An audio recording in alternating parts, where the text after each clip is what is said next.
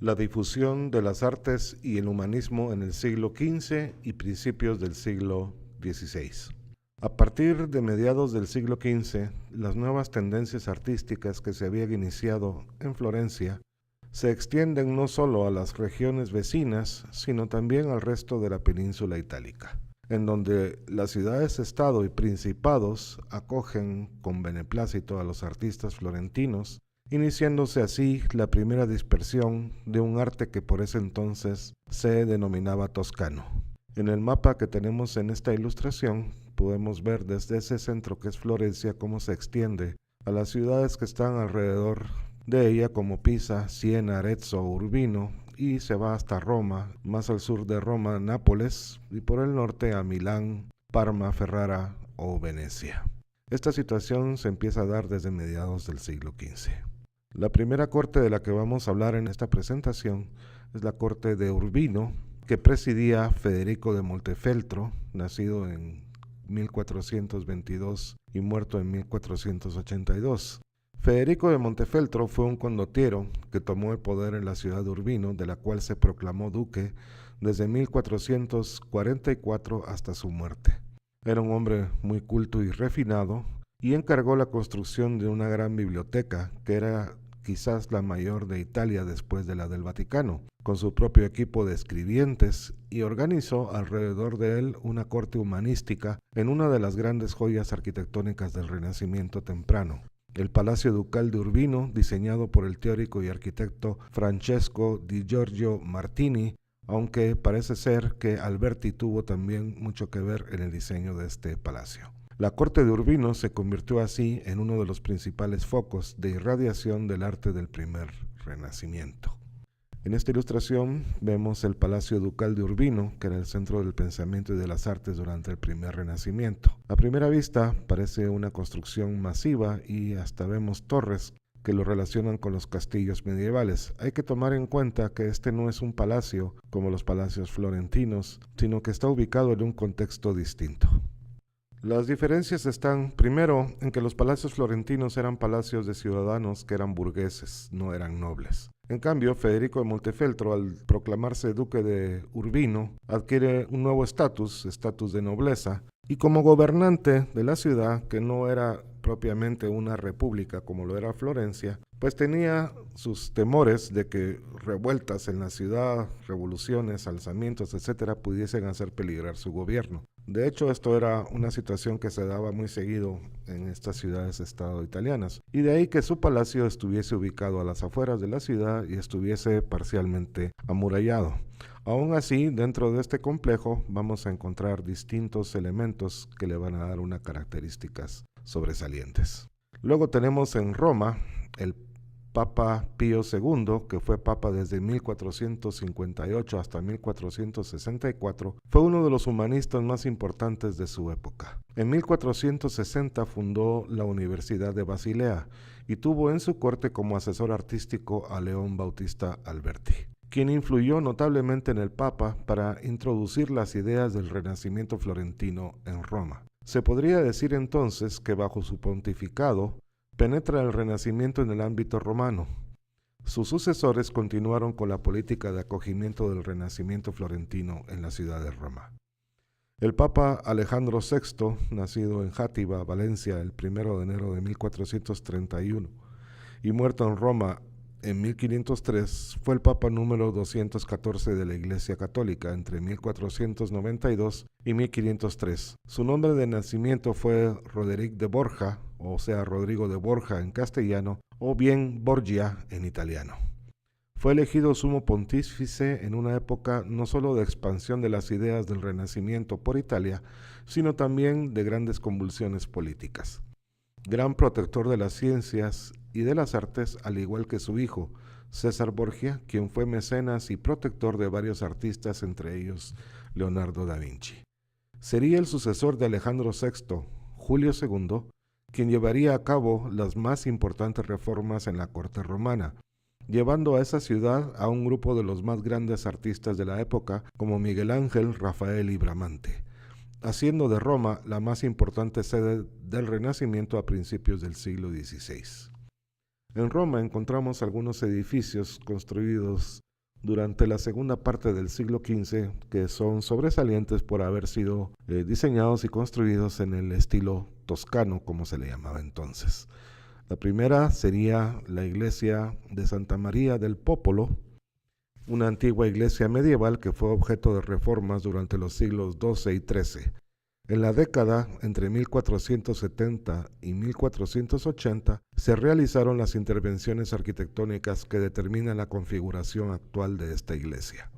Giorgio Vasari, el artista e historiador del siglo XVI, atribuyó estas obras a Braccio Pontelli, pero los historiadores contemporáneos las atribuyen a Andrea Bregno, de quien consta que fue su constructor, dando al edificio un aspecto renacentista. En cualquier caso, no hay certeza absoluta sobre los autores de la arquitectura ni de la fachada, y esta última también fue modificada por Bernini en el siglo XVI. Santa María del Popolo tiene 3 naves con un transepto y un profundo ábside donde está el coro.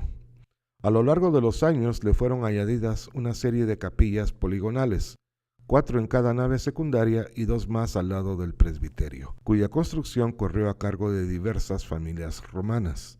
La cubierta es a base de bóvedas de crucería sobre pilares con semicolumnas adosadas y grandes arcos de medio punto.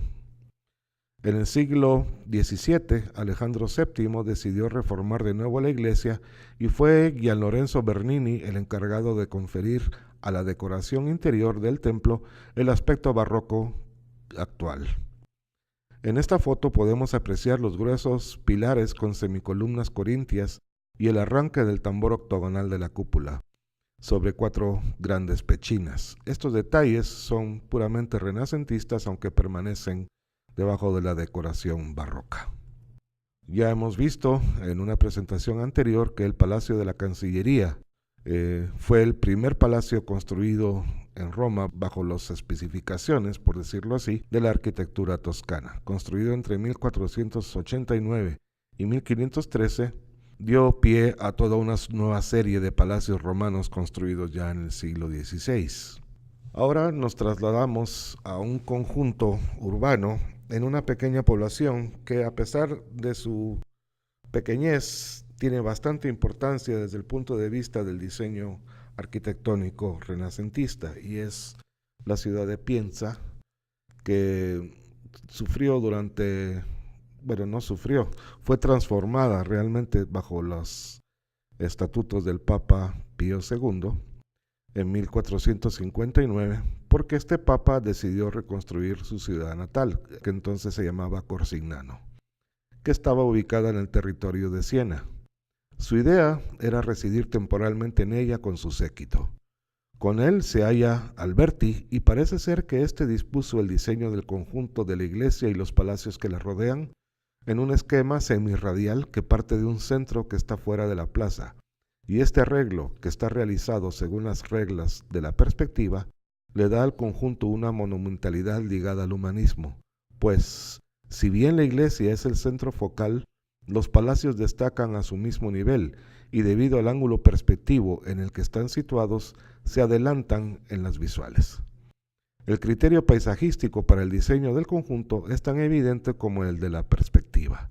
La catedral está en la bisectriz del ángulo del conjunto y delante de ella se forma la plaza en forma de trapecio, que encuadra la fachada de la iglesia entre los bloques divergentes de los 2 palacios y descubre en los 2 lados de la iglesia el panorama del valle que queda más abajo.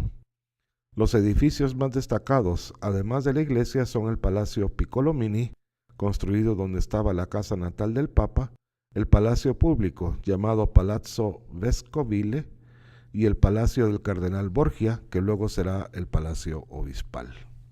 La iglesia de este conjunto, que tiene una fachada que probablemente diseñó Alberti o alguien bajo su influencia, muestra la sobreposición típica de los diseños del maestro florentino. Un arco de triunfo con un pórtico de pilastras y entablamento con frontón.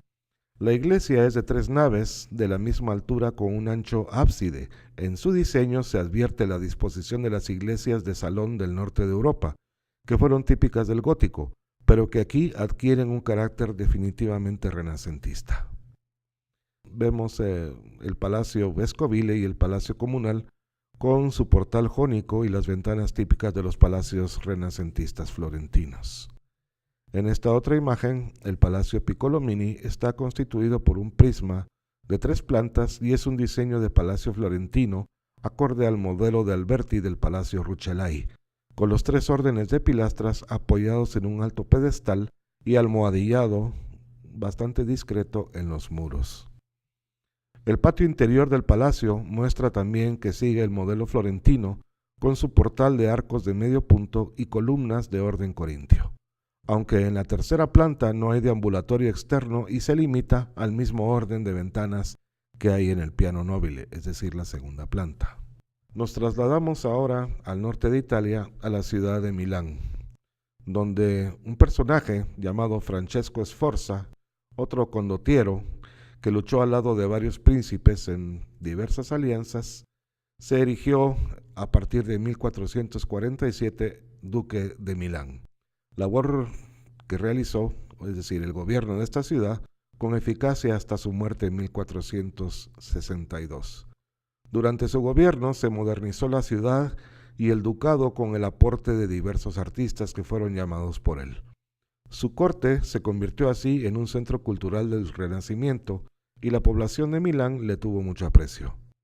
Entre las obras más importantes realizadas durante su gobierno están la remodelación del Castillo Sforza y el Hospital Mayor.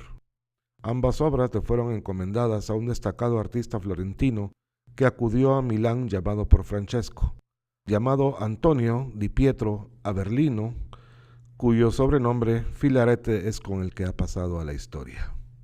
Filarete, que ya por ese entonces era un hombre maduro, pues había nacido alrededor de 1400, su apelativo se origina del griego y quiere decir amigo de la virtud, Philos Arete.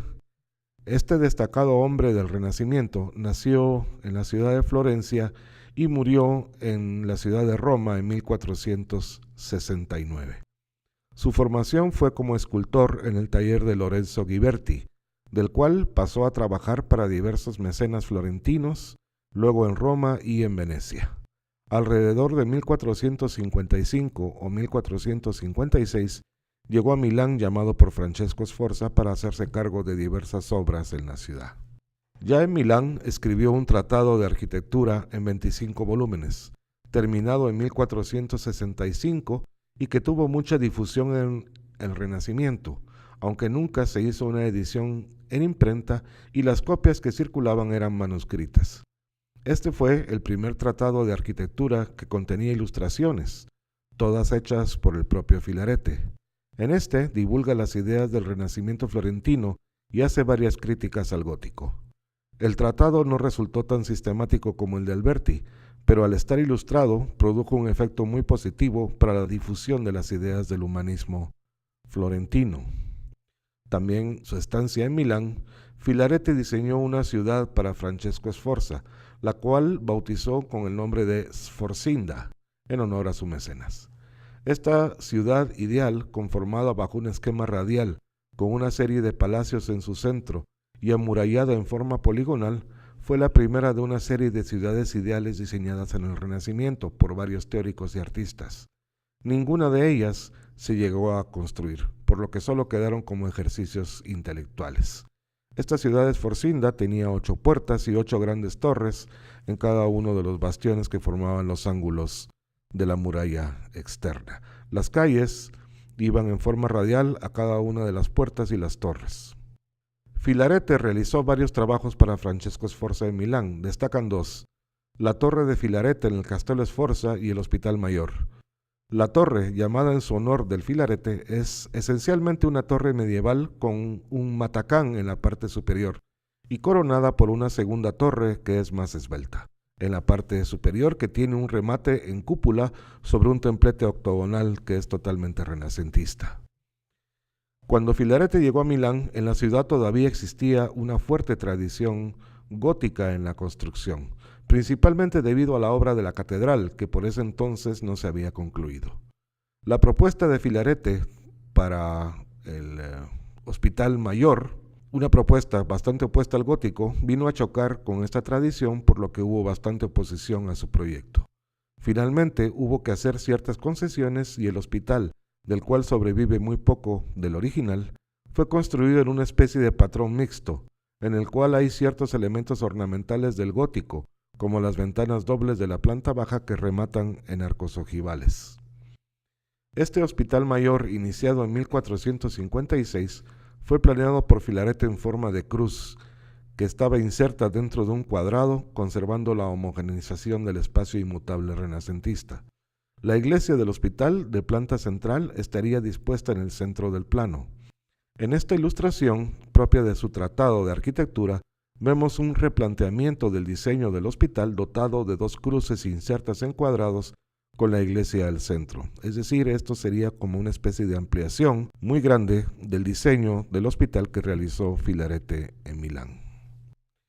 La arcada de la fachada externa presenta una decoración profusa y muy detallada, siendo este elemento más acorde a la tradición gótica que a la renacentista. En las enjutas entre los arcos, Filarete diseñó unos tondi o medallones circulares con esculturas en alto relieve dentro de ellos. Este elemento es claramente renacentista. En el interior, el edificio conserva todavía los portales renacentistas de dos plantas, con arcos de medio punto, columnas clásicas y entablamento. Para hablar de Milán tenemos que hablar también de Ludovico Sforza, que era el hijo menor de Francesco. Ludovico nació en Vigevano en 1452 y murió en Loches en 1508. Él fue llamado Il Moro durante su tiempo. A los 42 años se convirtió en duque de Milán de 1494 a 1499 y tomó parte en la Primera y Segunda Guerra italianas que por esos años se dieron. Ludovico ha pasado a la historia no solo por sus hechos políticos, sino también por haber sido mecenas de importantes artistas del Renacimiento, que llegaron a Milán llamados a su corte. De ellos, el más destacado fue Leonardo da Vinci. Gracias al mecenazgo de Ludovico, se formó en torno a su corte una selecta galería de personajes que dejaron una profunda huella en torno al Renacimiento. Durante este periodo, que se inició en la década de 1480 y perduró hasta 1499, cuando los franceses invadieron Milán, la ciudad se convirtió en el principal foco del arte renacentista, desplazando incluso a Florencia. Leonardo da Vinci, que trabajó por esos años a las órdenes de Ludovico Sforza y es uno de los más grandes artistas de todos los tiempos, ingresó o llegó a esa corte en 1482 y se fue en 1500 cuando los franceses invadieron la ciudad. Para Ludovico realizó obras de ingeniería y diseños de armamento, además de cultivar sus propias aficiones, como todos sabemos si conocemos un poco de la vida de él. En su estancia en Milán, entró en contacto con un selecto grupo de pensadores y artistas y desarrolló por su cuenta diversas tipologías arquitectónicas, las cuales nunca se construyeron. Seguramente, con toda certeza, Leonardo estudió los tratados de Vitruvio, de Alberti y también de Filarete, y de esta actividad surgió su interés por la arquitectura. Diseñó, entre otras, una ciudad ideal en la cual los pasos para carruajes estaban en el subsuelo, dejando el espacio libre para plazas entre los edificios, generando perspectivas paisajísticas. También realizó diversos estudios de edificios apegados a los patrones renacentistas ya por ese entonces plenamente impuestos. Entre ellos destacan sus estudios de iglesias, sobre todo de las iglesias de planta central, de las cuales realizó varios diseños que compartía con otros artistas de la corte de Sforza. Los diseños de iglesias de planta central de Leonardo dejaron una fuerte influencia en los artistas que por ese entonces trabajaban en la corte Sforza, especialmente un joven de Urbino que había llegado a la corte como pintor perspectivista, Donato di Pasquaccio, llamado Bramante. Él sería quien llevaría a la práctica la labor de construcción de estos nuevos tipos de edificios, primero en Milán y luego en la ciudad de Roma. Volviendo a esta ciudad, a finales del siglo XV y principios del siglo XVI, habiendo entrado Florencia en un periodo de decadencia política, la corte de Milán se había convertido en el foco más importante de las actividades de los artistas del Renacimiento, pero en 1499 fue invadida por los franceses y su esplendor se eclipsó. Roma, con el advenimiento de un nuevo papa llamado Giuliano della Rovere, que tomó el nombre de Julio II, se convirtió en el nuevo foco de las principales expresiones artísticas del Renacimiento. Julio II llamó a la corte papal a un selecto grupo de artistas, entre los cuales estaban Miguel Ángel Buonarroti, Rafael Sanzio y Bramante, entre otros, además de Leonardo, que estuvo también en la ciudad por esa época. Julio II planteó, desde que fue elegido papa en 1503, una serie de reformas en la ciudad de Roma, empezando por el propio Vaticano. Su idea era hacer de Roma no solo el centro más importante del cristianismo, sino la ciudad más moderna y grandiosa de su tiempo. Para ello comisionó a Miguel Ángel el diseño y la ejecución, en primer lugar, de su mausoleo, que estaría ubicado en la nueva Catedral de San Pedro, además de encargarle la ejecución de los frescos de la Capilla Sixtina.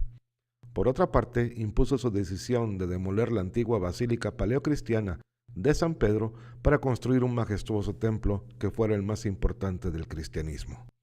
Reformó además las estancias y palacios vaticanos con la colaboración de diversos artistas y promovió la construcción de nuevas iglesias, palacios y plazas por toda la ciudad.